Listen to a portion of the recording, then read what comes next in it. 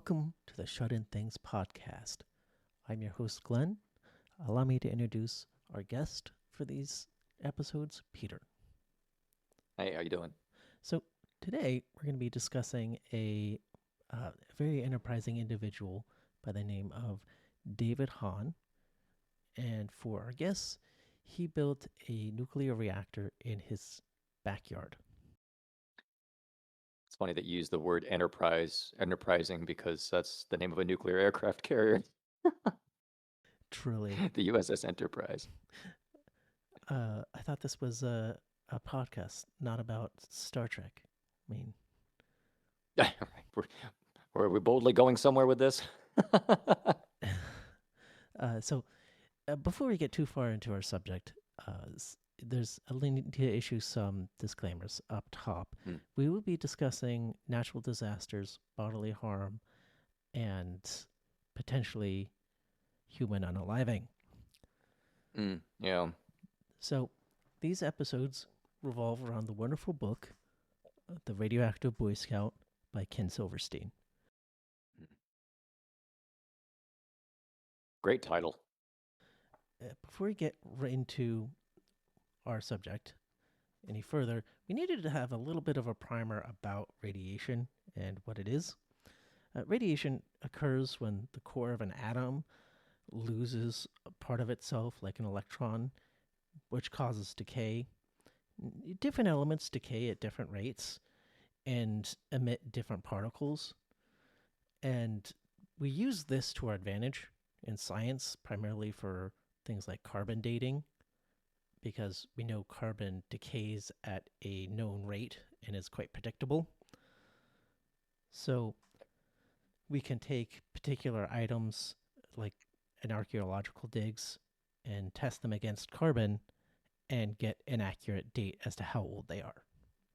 Yeah, radiocarbon dating has actually been used as well in criminal forensics to identify bodies and date them as well. So it works on both large and small scales because of, it's pretty versatile stuff. Right, exactly how predictable the carbon decay is.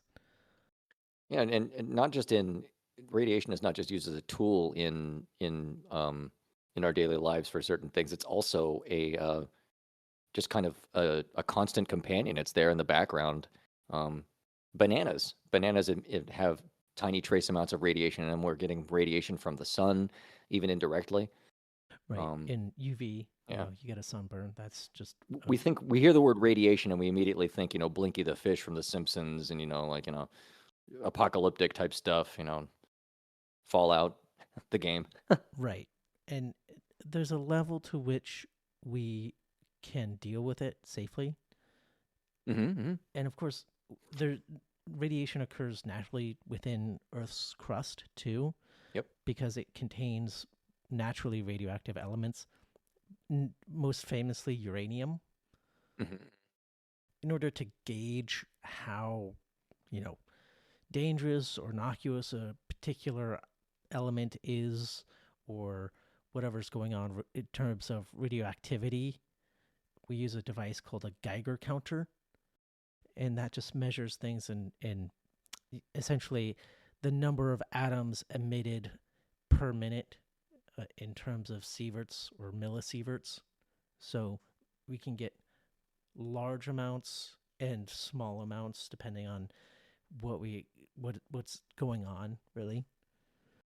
Yeah, because dosimetry is important. I used to work on a nuclear aircraft carrier, and it was, you hear nuclear and you think, oh no, danger, but the reactor area of the ship was actually one of the safest places because of how secure it was, and also there were protocols set in place to limit people's exposure, because those nukes hardly ever saw the sunshine. I think they actually got less radiation damage than people up on the deck.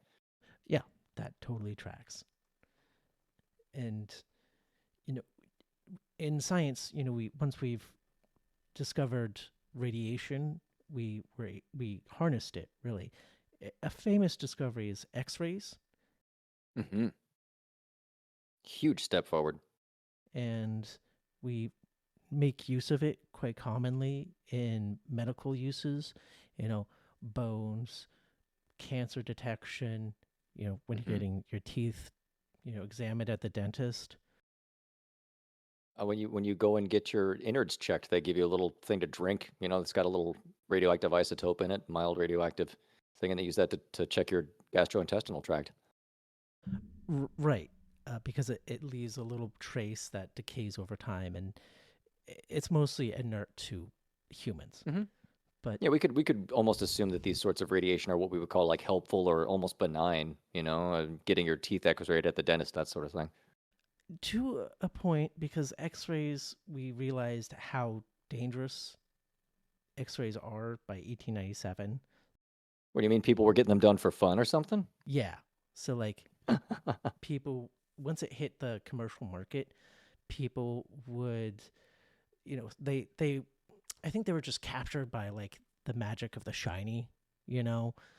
They just Right, the thought, novelty of it. right. And so what they would do is they would order photos of themselves in X-rays, and what they would do is they would pose themselves with lead, undergarments in order to essentially manipulate how the photo comes out, because I see. X-rays can't penetrate lead. So when you Hmm. put lead over a portion of the body, it just doesn't show up on the X-ray negative. Got to censor those indecent bones, right? You don't want those unchristian bones showing up in the photographs. Can't have hips. Right. Hips tell the truth. Can't handle the truth. Exactly. Now, we also made a lot of headway in terms of creating synthetic radioactive elements. Namely, chemists Marie and Pierre Curie pioneered the process early on. So what they would obtain raw uranium ore from the earth, which we called uranite or pitch blende.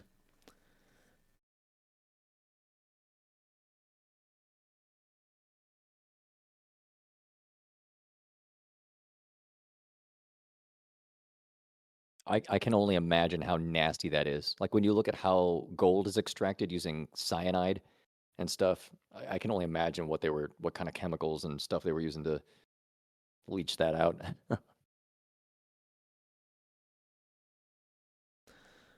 But what they would do is that they would essentially coerce uranium decay by making it unstable, adding or removing an electron. And Mm. through this process, they discovered two new elements. First, polonium, named after Marie's home country, Poland, and radium. That's a big one. Now, their laboratory still remains very radioactive to this day, even after a century. Yeah, Murray's it's wild. clothes, their furniture, cookbooks, and lab notes continue emitting radiation. Now, their radium that they discovered went hog wild in the consumer goods market, largely because it glowed a muted green in the Hmm. dark. I mean, glow in the dark stuff is fascinating to anybody. It doesn't matter what it is. We're gonna think it's neat. Crow brain, right? Yeah, we're all five. Shiny. So, David, our subject, revered the Curies and also held a particular fascination with their hallmark radium. And when radium hit the market, of course, we didn't really have complete information, so we didn't really understand the safety issues at first. Yeah, pioneer days. And of course, that's not going to really stop, uranium's popularity. And, the media, ever the spin master, in the eponymous Radium Journal in the September 1916 edition, stated, quote, had no toxic effects, unquote. No toxic effects, right? Of course, the Radium Journal wasn't gonna, be poo-pooing their own substance, right? Right. Now, Hey, the milk board says I need to drink more milk. so when manufacturers got a hold of radium, they made a product called Radithor, which simply radium diluted with water. And a particular individual, William Aloysius, marketed it in 1930, and he marketed it as a sort of snake oil and sold it for a buck a bottle. Cure No, all traveling medicine show kind of gig, huh? yeah, just I mean, it's the 30s, like no zero regulation. I wonder how well this went down. People were buying this stuff hand over fist, huh? Because glowing green liquid, good for you. Hey, it's shiny and it glows and it's green. Right. It's gonna make my bones shiny. Shiny bones for strength. Now, the industrial sector saw radium and also went hog wild. So they took the unstable radium 226 and turned it into a product called Undark. A, 226. and that is particularly just the unstable radium mixed with a zinc, and that creates a glowing green paint. With a really cool name. Undark is like it's like it has almost a Gilded Age sort of a sound to it. Yeah, and Undark. again, it's all about marketing, right? The Right. Radathor, Thor, right? Right. Yeah, they it didn't yeah.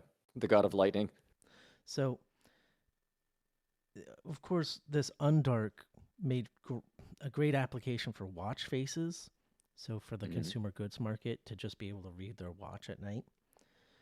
And it also had immense military applications. We put it on compasses, weapon sights, and other utilities to make, you know, your general everyday soldier more productive and effective in low light settings.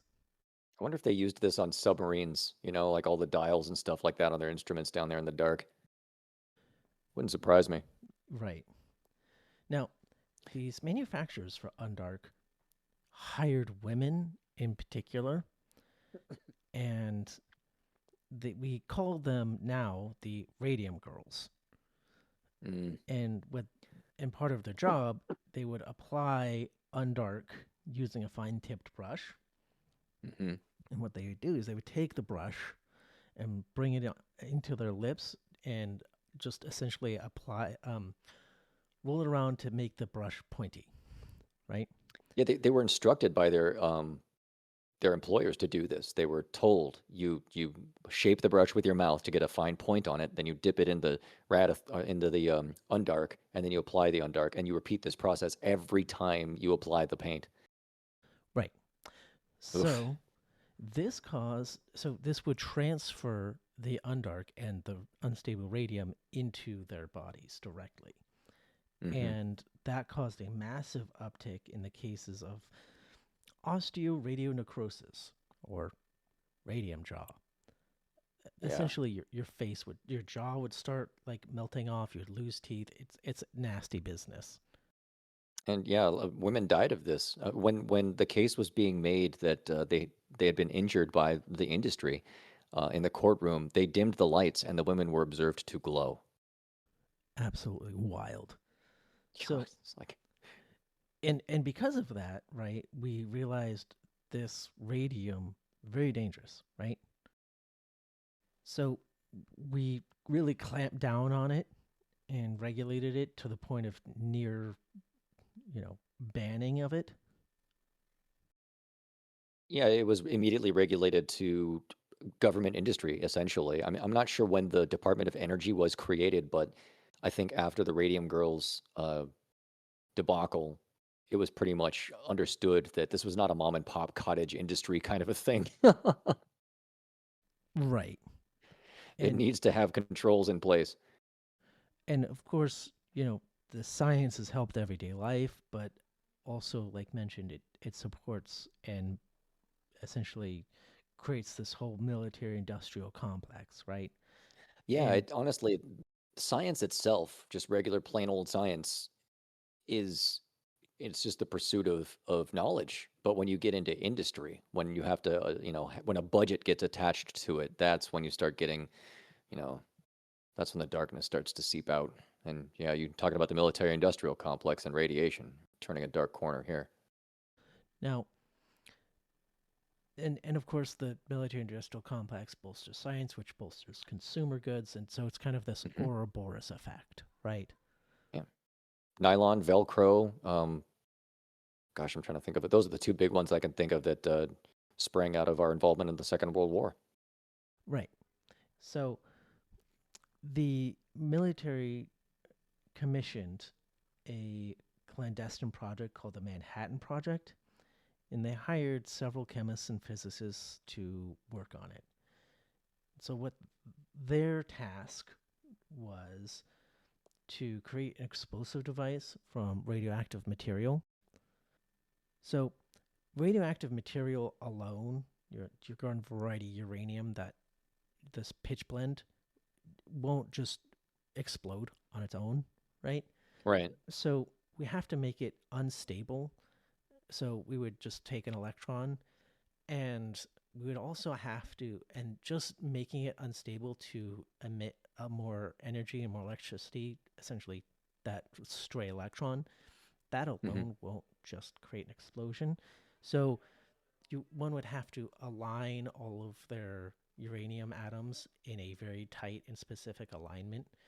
And so one electron loss would hit another uranium atom, and that would essentially make that one unstable, and it would have to like ping off two electrons and so on and so forth. Yeah. And it would hit all of these neighbors, and all of these neighbors emitting energy at once would essentially create all of this energy emission at once, essentially It's like a explosion. massive chain reaction, self-sustaining exothermic reaction. Right. Um, The the it way a teacher described it to me when I was a child was that imagine a bunch of mouse traps with ping pong balls set up on them, and like a room filled with them on the floor. You take one ping pong ball and throw it into that mess, and it's going to set off all the others. It's just going to ping pong balls and mouse traps everywhere. exactly. Only the mouse traps are going to give you cancer. Now, we, a particular physicist, Enrico Fermi, Mhm. produced a chain reaction in unstable uranium in 1938. So that created the core foundation for the Manhattan Project's work, and essentially the foundation for the nuclear arms race in America.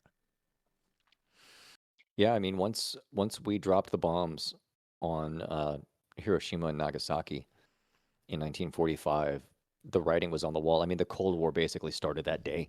The Russians saw this and they were like, "Oh, so this is the new normal now. We need to get on this."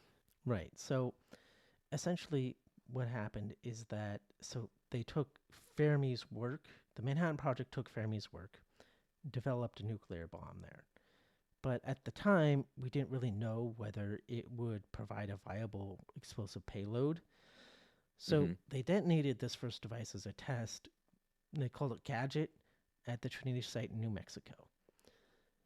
And the Manhattan Project also created two additional bombs. But we also didn't really know whether they would detonate or had a viable payload. So we naturally tested it in production in Yeah. Hiroshima and Nagasaki. Yeah, we could have an entire episode on the moral and ethical ramifications of that decision. Like I as a child, I didn't know that Little Boy and Fat Man were experimental.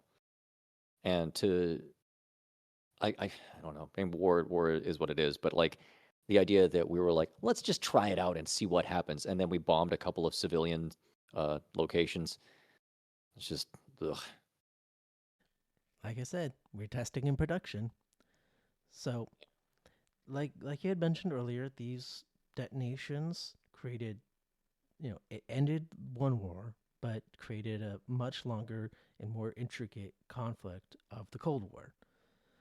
Yeah, one that shaped our culture. Like my parents, our parents, I would argue, anyone born after World War II, the baby boomers, they all lived under this specter, this shadow of mutually assured destruction with the Russians. They could all die at any moment. Exactly. And so, because of this ominous threat, Americans have to really inform, brace, and secure themselves with skills and knowledge, right? And Americans have this sort of unique cognitive dissonance, right? We have massive public infrastructure benefit in terms of, energy potential, and holding that in the same place as complete and utter destruction of the human race in terms of nuclear power. It's weird. It's like I don't know. Like imagine if your power grid ran on dynamite. You know what I mean? Like, we're gonna Yeah, burn the dynamite real slow though, so it doesn't blow up on us. right. So the media, ever the spin doctor, pushed a positive role of in atomic adoption, right? And there's no putting the genie back in the bottle. You have to put a positive spin on it now, So, right? in a 1953 article, they called observing and watching nuclear bomb tests a quote honorable pastime unquote. So buy your tickets now. Sit in the baseball rafters, right? I mean, people are morbid. The first battles of the Civil War, people picnicked to watch them. Yeah, right. Now, uh, of course, we also have a realization that safety comes last because this is America. Yeah, don't mess with the bag. And we test in production. So We do it live. schools taught children to simply duck under their desk and cover their heads in the event of a nuclear explosion. Yeah, or jam yourself up against a sidewalk, like literally hunker down in the gutter with your face down. I mean, yeah, it's absolutely wild, right?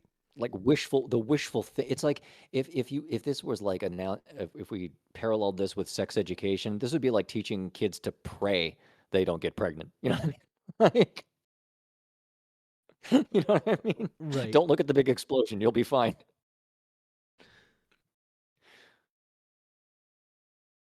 My dad, when he was given this duck and cover stuff in school, he was telling me when I was a boy. He said even then, even as a child, I knew that it was not nonsense. We would all die. So the consequences of the Manhattan Project changed minds, right? So how would we really benefit or react to this newfangled atomic age? And atomic theory, when turned practical, invigorated this interest in nuclear power, right? hmm do you So know? I don't know if we looked this up, but when was the first nuclear plant built in America? Do we know?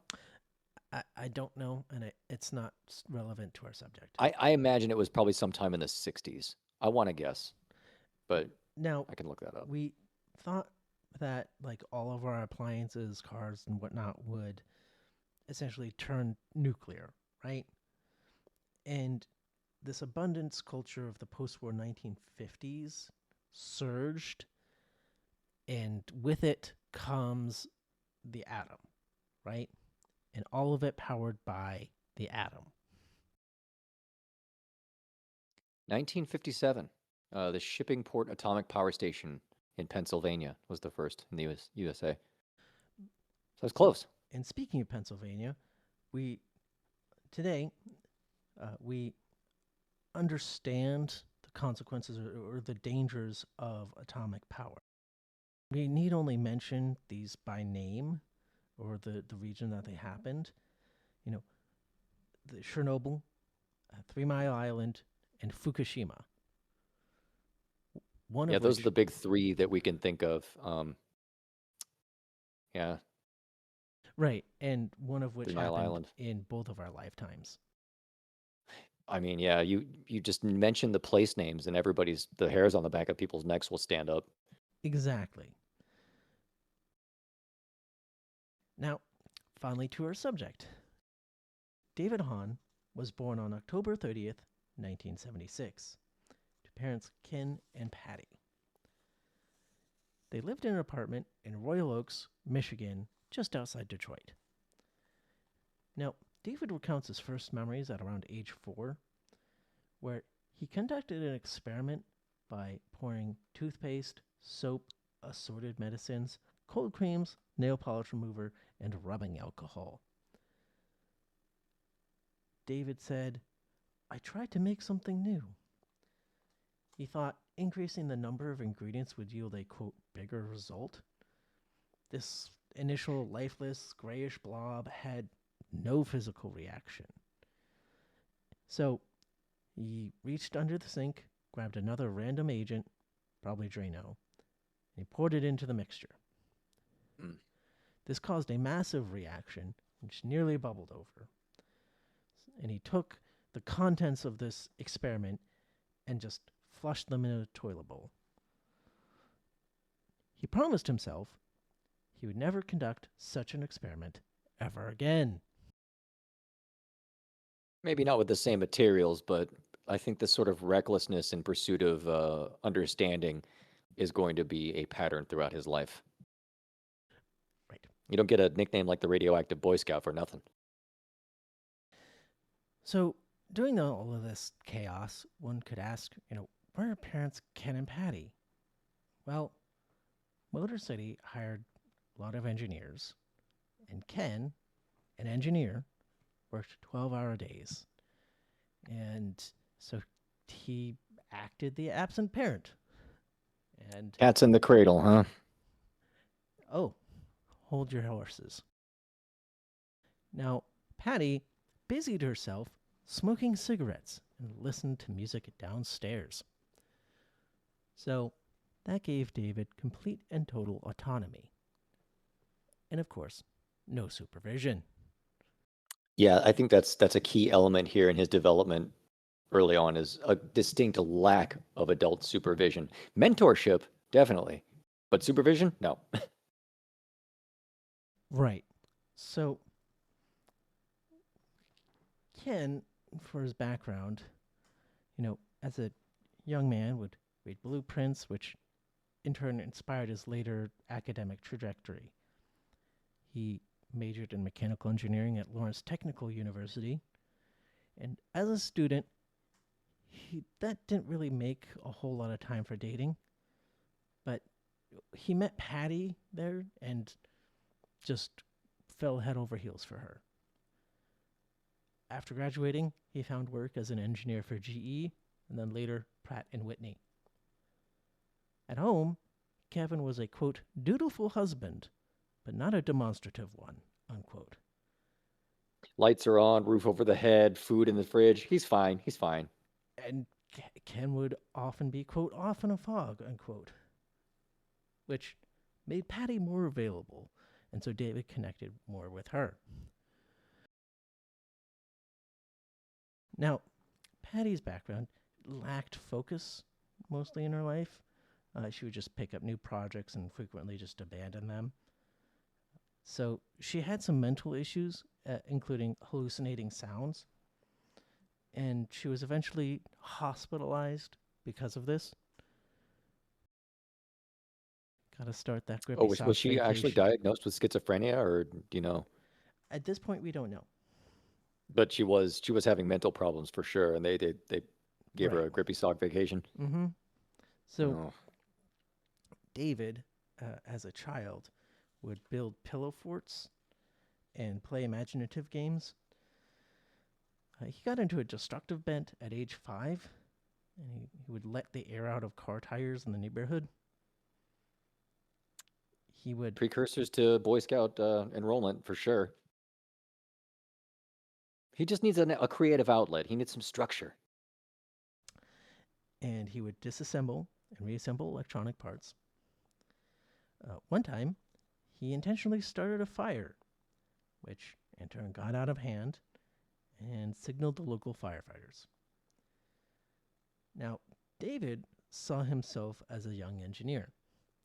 He would daydream about flying with jetpacks, and he would connect strings of batteries like a sort of portable power source for his experiments. And he didn't really jive with other kids because of this. right? It's hard to connect with them. They just have different interests, yada yada. Now, Ken and Patty divorced when David was 9. Ken started dating a colleague, Kathy, soon afterwards. Now, Kathy already had a daughter, Christina. Of course, Kathy favored her. Now, this strained David's relationship because David viewed this as favoritism and doting on Christina, and that transformed it to jealousy for him. Yeah. Now, he construed and internalized this environment as a battle. And of course, he's already got absentee parents who are not really paying attention to what he's up to or like how he feels about a certain thing. So, of course, who's going to check in with him, right? Right. Free range child raising, you know? Exactly. Now, Patty had custody of David on the weekends and holidays. She found a new boyfriend, Michael, who worked for GM. He would collect muscle cars and he enjoyed American history. David soon found his interests changing a bit. He really leaned into this whole pyromania streak and started getting really interested in exploding objects. At one Mm. point, he made his own gunpowder recipe, and he would use this to manufacture small bombs. Now, this worked quite well with Michael because guess what he liked? What's that? Fireworks. Oh, yeah. I mean, my one of the local Boy Scout troops my friend was in, they would make their own homemade fireworks under supervision from their scoutmaster. 6-year-olds with potassium permanganate and gunpowder and stuff. So, at age 10, David discovered the outdoors and developed an interest in sports and skateboarding. So, he touched grass. Now, Kathy's father gave David the Golden Book of Chemistry experiments. And David saw this as an inspiration for his activities. Now, it was written in the late 50s and released in 1960. And of course, it is a product of its time. So it talked often about the excess, the booming industry, and non existent regulation of the 1950s. And of course, it boasted constantly about atomic feeder. Now, of course, because this is America, it had zero information on safety. And it often overlooked the necessity of using appropriate glassware. Now, publishers pulled the Golden Book from circulation because of reader safety. Oh, yeah, for definite. I mean, this wasn't a book for kids either, but I guess, you put it in the hands of a child, especially one as precocious as our David, and he's definitely going to do something with it.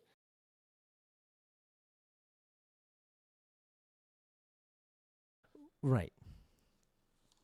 So, the energy crisis of the 70s and 80s, took hold of America. And of course, Detroit suffered just as much as any other city, if not more. Now, David took a page from the Golden Book and saw it as an inspiration.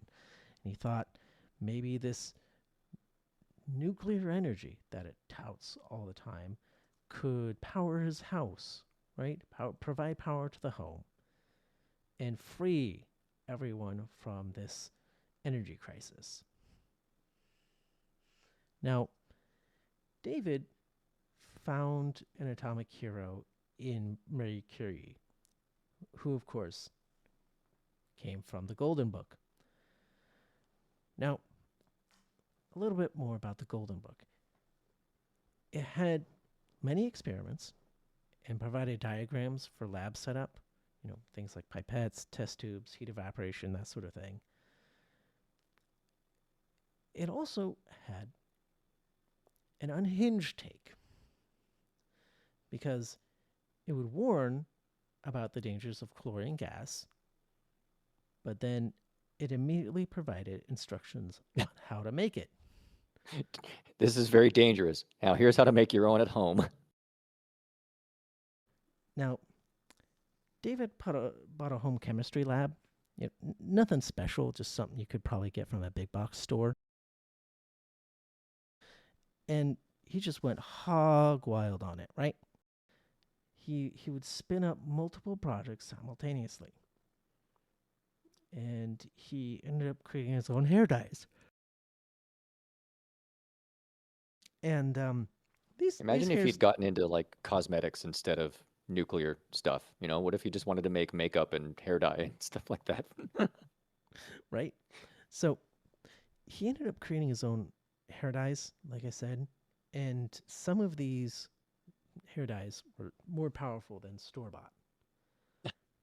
Now, he found, of course, the Golden Book. He found a chloroform recipe in there, and Oh no. he conjured it up. He sniffed it and immediately passed out. Echoes of the grayish blob in his bathroom sink, right? I just wanted to see what would happen. He was never going to do that again. Remember, he promised. Oh my God. And remember, we're doing it live. Dr. Jekyll and Mr. Hyde, right? Like, oh, yeah, so I made the concoction and I just injected it willy-nilly like you do. Yeah, So Nope. he passed out from this chloroform that he made, and then what happened after? Was he found out, or did he get away with it again? That was not elaborated, but we I, need to I'm move I'm on. assuming he got away with it. He just didn't tell anybody. So, at age 12, David just started reading chemistry books, right? He was just totally engrossed in the subject to the point where his social life suffered to near extinction. Now, these chemistry experiments cost a fair amount of money. So, in order to support himself, he opened a lawn mowing business, right? He saw chemistry as a sort of refuge from the world. Dad was a workaholic, and of course, can't really parent remotely. Mom, possibly schizophrenic, right? The step parents, the step siblings didn't really care or understand about David or his interests, Yeah. and in turn only offered constant conflict. Real black sheep energy. And so the chemistry gave David a way to kind of escape from all of this as a sort of to help him with his home life. Well, yeah, imagine like the comfort that someone like him would have in the hard sciences. If I add this and this together, I get this result. I know that.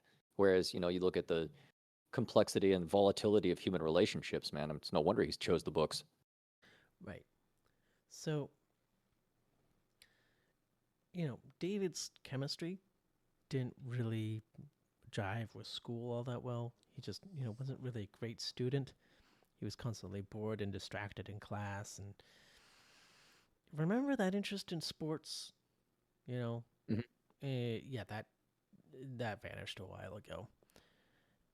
Oh, just Now, all one way, huh? eh, who knows? Maybe it's just depression. Maybe just too engrossed in his projects. Couldn't say. Now, he naturally excelled at science because, you know, he gave himself that much homework. Now, the Golden Book provided ample personal aspects that really helped David out. things like self-confidence, self-esteem, self-control, and self-respect. Hmm. It also broadened his worldview to really understand the physical world around him. And, to reiterate, it did give him an escape from everyday life. School's not going great, family sucks, yada, yada. Now, David sought to apply all this chemistry theory into the practical. So he bought a model rocket, right? And he saw it just as another project and constantly trying to improve it. And this rocket booster, it had just kind of fed right back into his fireworks slash pyromania interest. Yeah, a lot of overlap there. Right, Rockets go boom, they fly high in the sky. There's fire involved, gunpowder. exactly. So naturally, that gave him another drive to build his own rockets. Now, some extended family gave David magnesium shavings, and he used these magnesium shavings and immediately went to work making fireworks. Now, when dealing with these sort of products, if you play with fire, prepare to get burned. Oh yeah. So, in his experiments, he ended up mishandling a propane stove, which fell on him and gave him second-degree burns. Now, these constant injuries and hospital visits and what have you just became a way of life for the parents because they just got so numb to it Yeah, and I'm so almost interested. imagining like, parents of a child who's in sports, and the child comes home with bumps and bruises, maybe breaks an arm and misses out on the next season, that kind of thing. Like, yeah, he's got some chemical burns. He's just, normal kid stuff. So David needed a bigger space for his experiments, right? So the more things he wanted to experiment on and branch into. And so his mom had a disused backyard potting shed. And that Now, became the new fortress of solitude for him, huh? oh yeah, it provided this excellent distraction free environment for him, right? Yeah, detached from the main house, privacy. Right. And so he, in one of his experiments, he synthesized nitric acid. And just so the audience is aware, nitric acid, one can't just buy it at your local Ace Hardware, right? But David took the long route. And so he took nitroglycerin and broke it down from there. And I wonder because we talked the nitroglycerin, right? I hear nitroglycerin, I think of like the explosive liquid, but I imagine he probably got somebody's heart medication or something like that. right, because depending on what chemical composition and what state it's in, it can be stable. So heart Raises more medication. questions for me than it answers too, because like, did he take someone's heart medication or did he like find some way to get that medication without a prescription? Like, I hope he didn't kill anybody's grandma. Where are my Hopefully not. pills? Now, David still kept his eye on the prize, right? He wanted to power his home, but he's still stuck in fireworks land. So he shifted his focus to studying the electrical engineering aspects of chemistry. Hmm. Batteries and things like that. Yeah. So he ended up taking a bug zapper and modifying it just to see how it would work. Oh, Again, this bent at he five souped up. He dis- souped it up, did he? when he would disassemble, things, um, so he ended up modifying it. In the process, he zapped himself and flew 4 feet. Now, Dodging bullets, man. 9 lives over here. needless to say, the parents found out. Hmm. Now, David promised he'd work safely, but what does that really even mean? He clearly has no concept of safety, no guidelines to refer to. And when examined, right, the room was just absolutely trashed. So, Yeah. is he setting up experiments safely? Is he breaking them down? Does he have any kind of process or protocol?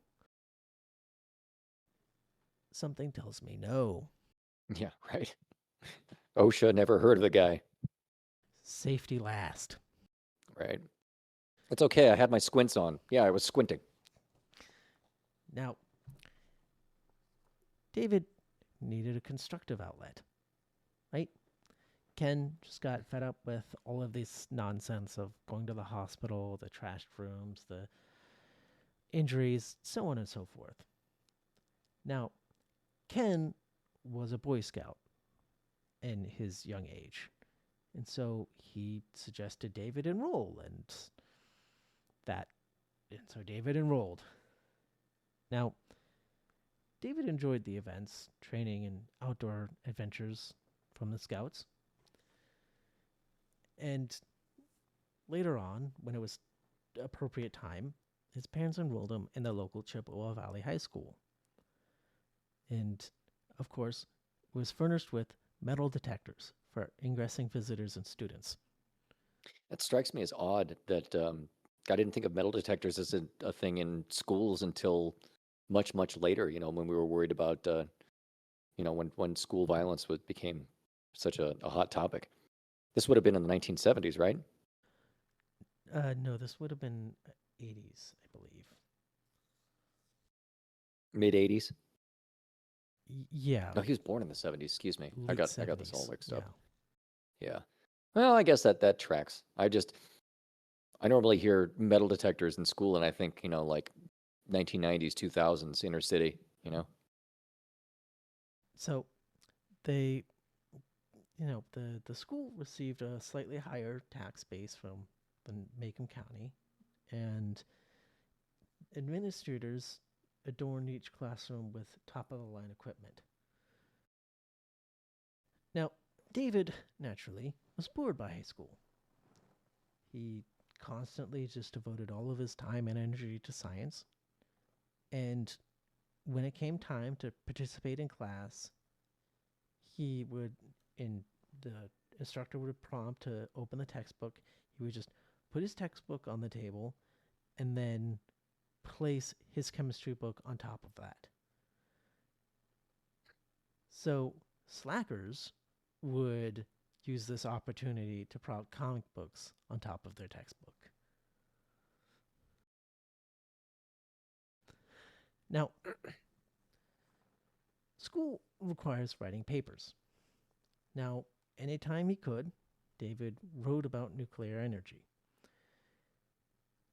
He claimed that breakthroughs in energy would reduce waste from existing sources.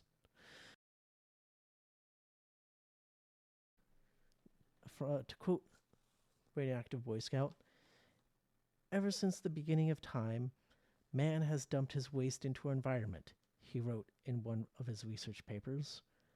Today, all of this waste is building up to large amounts.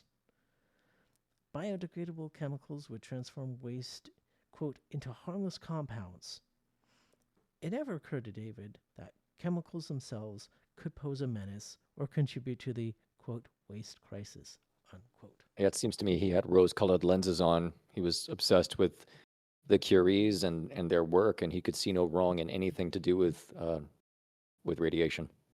And of course, he followed up not at all about the Curies and understood not at all about their still radioactive lab. Yeah. Now, David, of course, excelled at science because he slacked off by giving himself all this homework. Now, Ken Gerhard, a physics teacher at school, made quick friends with David, and he saw a lot of potential in David as a student. Of course, David was incredibly knowledgeable about science, and Ken invited David to a classroom lecture on biology topic, and in one particular lecture, David made a critical mistake in class. During a demonstration for acid base neutralization, he needed to mix quantities of hydrochloric acid and sodium hydroxide from Radioactive Boy Scout. This produces an exothermic reaction. David strode to a lab table and mixed the chemicals in a beaker. He misjudged the proportions, and the reaction was too strong. The solution boiled over, and smoke filled the room. The reaction simmered down, but splashed over the side of the beaker and burned the lab table. Mm. His enthusiasm is not matched by caution or temperance or anything. He's just full send all the time. Right. Now, David zealously immersed himself in science and chemistry, and as such, he refused to challenge any of his beliefs. He could only accept reinforcing beliefs or, excuse me, and he would never accept any cons of science. Mm-hmm. So, yeah, it's like a zero-sum game. Mine is the true religion. right. So, concepts like radiation poisoning, the Radium Girls, Manhattan Project just never happened, according to David. Which is wild. I have to bring this up because it's wild to me that he never considered the negatives. Because I mean, it's like you couldn't be a firefighter and be like, well, I'm never going to get burned. No one ever got burned by fire. You can't. It just, for someone who's so intelligent to completely discount any of the dangers or negative aspects of his chosen field, it's almost like unscientific, obsessive. Yeah, I mean, you really nailed something there. I think what's really important is that who his heroes are, right? Mm-hmm. So, the Golden Book, which a project of the 50s doesn't believe in safety, it doesn't care about the reader.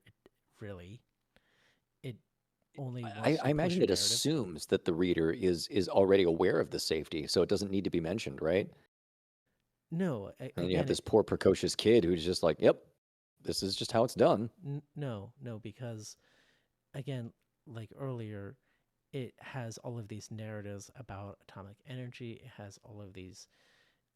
It warned about the chlorine gas, Mm-hmm. right? But then And immediately gave instructions. So, of course, it's not interested in that. And of course, it's not right, interested in things like glassware. So, I'm getting the sense that this guy's on a collision course with a destiny he never envisioned. I mean, we've already seen that happen multiple times, right? That I'm still like the chloroform thing, him shocking himself. How did he not kill himself with the electricity? That's what I want to know. If you get 3 amps, like what was it? I can't remember what it is, like 30 milliamps. It's a tiny amount of electricity across your heart. You're dead. I could not tell you. I I used really to think know. I used to know that this this back when is I worked with just electricity a lot more. All I know really is that the pixies, you make them mad, they bite you, you can die. right. So, again, this is all speculation. Now, David, as a high schooler, found himself a sort of outsider, right? So, this biology lecture mistake boiling over and this constant hyper focus on this arcane chemistry nonsense, Hmm. it generally also kind of an aloof character didn't really help. And so this came off as him just another nerd, right? So, of course, the bullies found an easy target. Now, Yeah. David asked his dad for a weight set. So David got shredded and the bullies vanished. Yeah, see, this is the first example of something where he was like, "Oh, I've got a simple solution for this. I will just do all the weightlifting, just like I did all the chemistry." Just threw himself headlong into it and he solved his problem. Right, and it's such a simple solution, right? Also had some added benefits probably too. I mean, healthier, happier. Sure. And, to talk a little bit more about David is that, he was very much inspired by the Curies. And so he studied their processes and he learned about uranium dioxide pitchblende. And by this point, he had taken that shed and transformed it into a fully functional lab. Now, David the Zealot made the shed in the image of the Curies, this sort of rickety structure with dirty floors. Like you do. Right. And he tried running the lab year round. But, dear listener, Detroit gets cold. That's an understatement. Detroit gets cold. Now, David would put on gloves, a coat, a winter hat, and a scarf to beat out the cold. And he would work in the shed until his teeth chattered. And in order to create a better environment, he ended up jury rigging a rudimentary space heater by repurposing a barbecue grill. Now, the burning charcoal in the shed rendered it completely uninhabitable. Unbelievable. Again, like smart enough to make his own hair dyes and rockets and stuff like that, but doesn't understand how to ventilate a space to heat it. Like, or that the the smoke and the carbon monoxide from the charcoal would even pose a danger or an uncomfort. This is like a Paleolithic problem. Like cavemen figured this out. Oh, smoke not stay in cave. No, no good. Make smoke leave cave. Right, open a hole in the roof, right? Yeah, something. So home life at this point had not improved and turned totally toxic. Michael and Patty would constantly fight. And of course, alcohol certainly didn't help. And one time, their fighting got severely out of hand. And David called the cops because the fighting turned violent.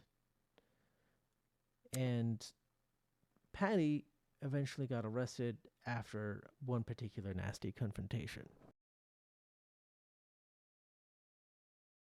Now, one night, David just packed his bags and left. He called Ken for pickup, and he just wanted to avoid the eventual police confrontation. Now, David invested heavily in science. But then again, what else is new? He needed money, so he took on numerous jobs, and he found an opportunity at the local Kroger's.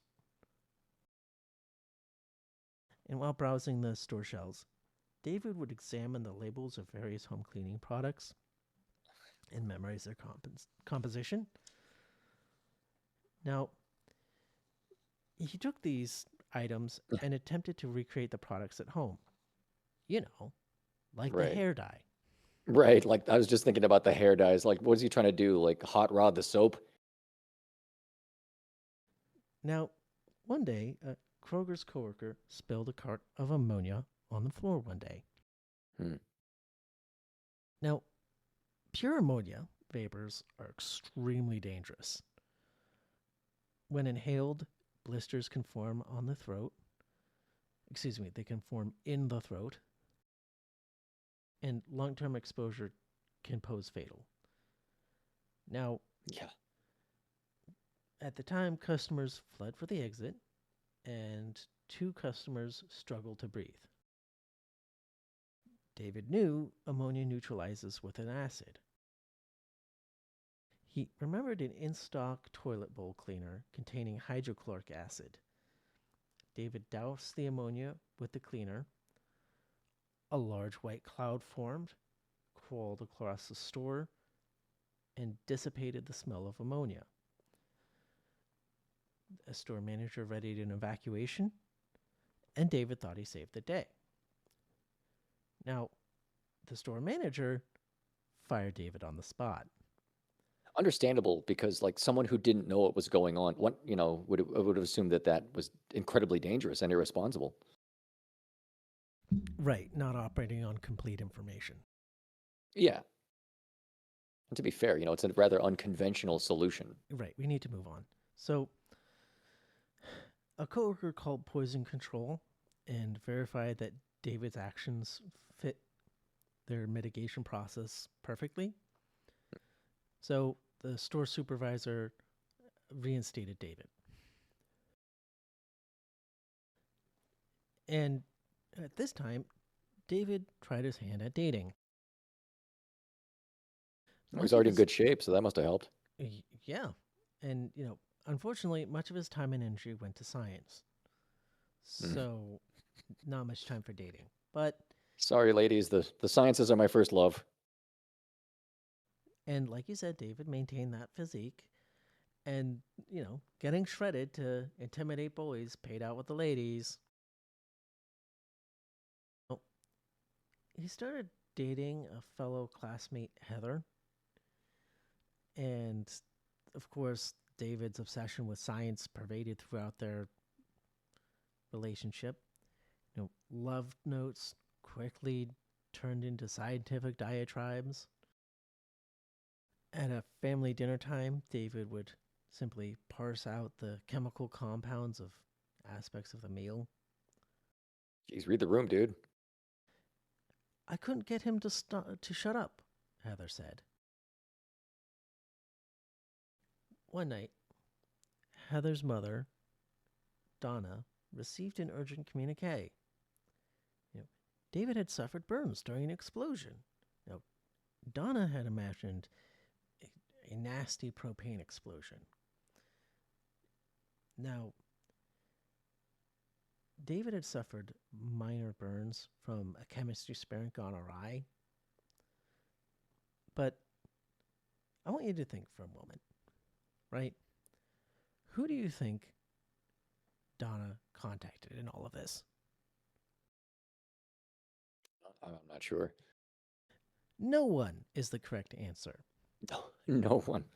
So, Heather nor David's parents were told about this incident, and of course, zero contact between Heather's parents or David's parents. Now, David shifted focus a little bit to tanning, and he would make butters and lotions for tanning. Making his own products again. I don't think that has ever stopped if you think about it. I mean, he's so close. Like he's so close to like doing something, and then it's like, no, I decided to like, try and put too many in, or whatever. He always ends up doing too much. Right. How did this turn out for him? Or like, he just shifts focus on something, kind of like his mother would pick up projects and abandon them. Yeah, hobby collecting. I feel like he got a little bit of that unfocused energy from her. Now, just enough to be dangerous, right? Right. Now, David shifted his primary focus to his crown glory, the potting shed. One day, he had showed it off to Heather. And in true absent-minded professor fashion, did not prepare the space at all. From Radioactive Boy Scout, they found shattered chemical containers on the floor, scorch marks on the lab table, and general mayhem. The cause was a time-delayed blast produced by David mixing excess glycerin and potassium permanganate. Oh yeah, those. I'm not a Mr. Wizard science guy, but those make fire. So David used these chemical compounds for his smoke bombs and his highly flammable ignitions compounds for his rockets. Now, unfortunately, a an errant raccoon entered the shed and got caught in the explosion. Oh my God. From Radioactive Boy Scout, David seemed unable to forecast any bad consequences from his work. The precautions he took in the shed were laughable to non existent. Beyond his occasional use of a gas mask, he used no safety gear other than the plastic goggles and paper filter masks used by Paper filter painters. masks, lovely. Used by painters or nurses. Yeah. Now, none of that really mattered to David, right? There's no consequences, no takeaway from any of this. So he figured he would just, in the event of some kind of injury or something, he would just simply go to the hospital or perish. Now, he thought inhaling any potential toxic gases would really only affect him. And one day, when working with the remainder of a chemistry experiment, he simply took whatever was left and poured it in the toilet. Oh man. Now, unfortunately, he had spilled some on the seat from Radioactive Boy Scout. When Kathy went to use the toilet later that day, she suffered a painful and embarrassing burn on her behind. Oh man.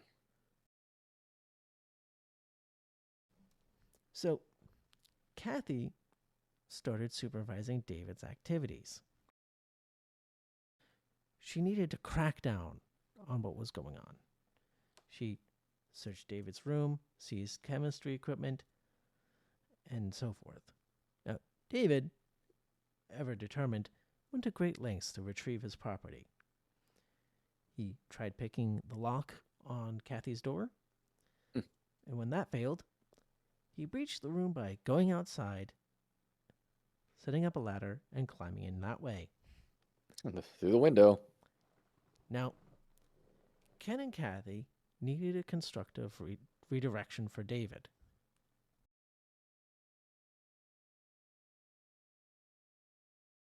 Now, Ken and Kathy had banished David to the basement. Ah, yes, another dark, secluded area that will no doubt result in him behaving perfectly. Exactly. Jesus. Ample space for him to work, complete and total autonomy. No supervision. So we have this paradoxical godsend, right? Mm-hmm. So he immediately got back to work and wreaked havoc on the basement. Chemical burns from his experiments stripped away the linoleum flooring. Now, unfortunately, this basement was a closed system. Now, David wore a chemical gas mask when required, but the basement also housed the building's HVAC. Oh, Jesus, no. So, externalities from that emitted gases or what have you would just simply enter the ventilation system from the basement and vent into the rest of the home. Now, Ken and Kathy had thought Dave was potentially making drugs. I mean, it's a reasonable assumption. Right. From Radioactive Boy Scout. One night, an explosion in the basement rocked the house. They rushed downstairs and found David lying semi-unconscious on the floor, his eyebrows smoking. Unaware that red phosphorus, which she planned to use as a detonator for a rocket project, explodes on heavy impact. Oh boy. David simply hammered this phosphorus in a plastic container. So, of course, this is America, so he didn't wear goggles. Right. And when impacting this phosphorus, it just blew up inside the container. And upon discovering David in this state, Ken rushed David to the hospital, where in turn the hospital flushed David's eyes. From Radioactive Boy Scout, David had to make regular trips to an ophthalmologist to have pieces of the plastic container plucked from his eyes, and he had impaired vision in one eye for a full year. Dodging bullets, man. Very lucky. Exactly. Now, Kathy was not amused. She forbade any further experiments in the house. David found a very simple solution. He simply moved everything to the potting shed. This is starting to sound like a movie. You know, this can't be real. How is this real? You're on timeout, son. No more shenanigans in the basement. Okay, I'll move my shenanigans to the shed. Remember what happened with Donna? Did she well she put her foot down, right? She didn't tell anyone. Do you think Ken and Kathy told anyone anything? Do you think David told anyone anything? Lack of communication among the parents, with the kid. Everybody. Ken and Kathy don't know anything about the potty shed. So, when it came to working at that house, Michael and Patty paid no mind at all. David testing out his works in the empty pool in the backyard, explosives going off. Who cares? Michael loved fireworks. Right. I'm waiting for the inevitable moment when it's not okay. You know, I feel like we're approaching this sort of, he's gotten away with it so far, you know, he's going to push his luck too far at some point. Poor kid. What? He's in his, late teens now? Yeah, he's still in high school. So, David, to his credit, tried explaining to Michael his intentions and where he was going with his chemistry studies. But Michael didn't really have the requisite knowledge or scientific background to fully understand. Right? He just had lizard brain that said, fireworks, shiny. So, one day, Michael tried reading David's notes one day. And he could really only infer that David was working with something regarding energy. Michael knew that oil was a scarce resource and that this energy crisis was roaring its ugly head.